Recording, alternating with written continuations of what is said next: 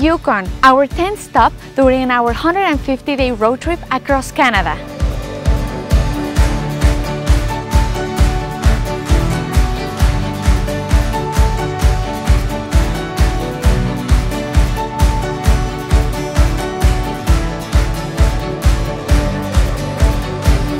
Known for its dramatic landscapes, vast wilderness, and gold mining, the Yukon has been capturing people's imagination for years.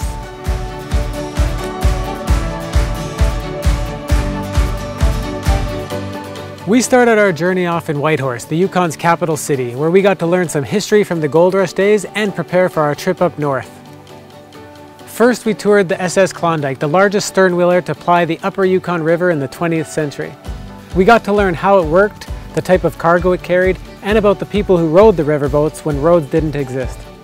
We also saw heaps of wildlife in the area, both in the wild and at the Yukon Wildlife Preserve, including woodland caribou, mountain elk, mountain sheep, and even an Arctic fox.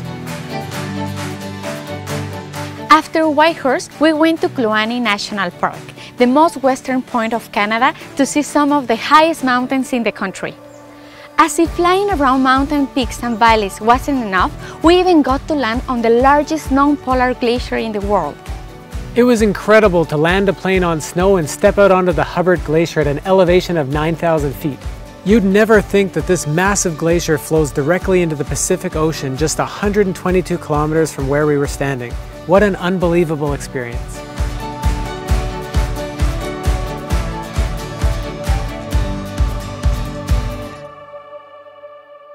Next, we drove north to the unique Wild West-looking town of Dawson, home of one of the greatest gold rushes in history.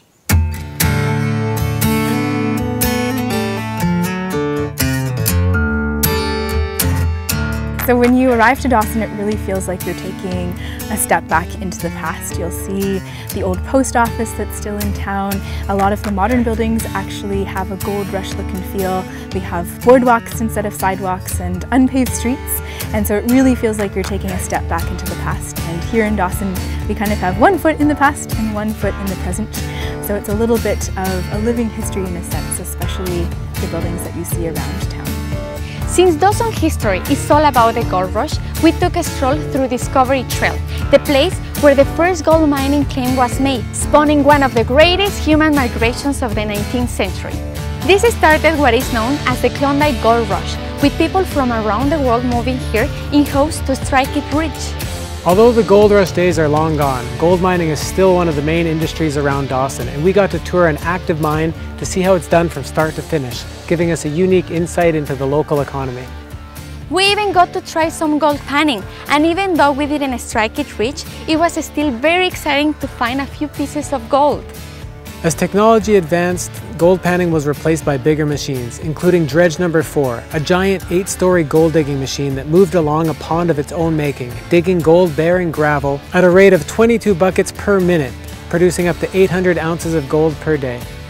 After learning about the gold industry, we continued to step back in time with a paddle-wheeler cruise on the Yukon River before stepping into Canada's oldest casino to watch the Cancan girls put on a wonderful Klondike-themed performance.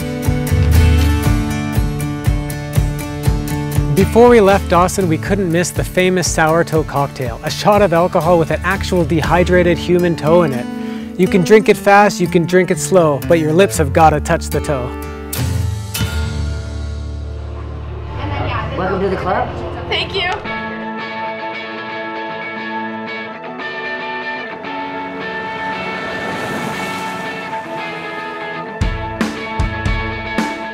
Next up on our journey was a drive up the Dempster Highway, an 800-kilometer dirt road that crosses the Arctic Circle. This is definitely one of the best road trips in Canada, if not the entire world. We must have stopped hundreds of times to admire the mind-blowing vistas along the way as we crossed 2 mountain ranges, tundra, and wild river valleys, all during the fall with vibrant changing colors all around us.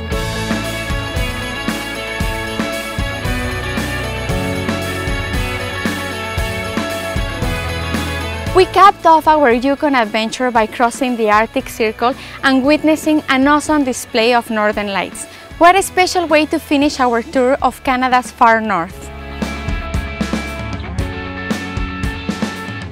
For anyone interested in adventure, wildlife, incredible road trips, or the ultimate gold rush experience, there's no better place than the Yukon. Thank you for watching our Yukon episode. To learn more about what we did in the Yukon as well as other provinces during our 150-day road trip across Canada, visit mustdocanada.com.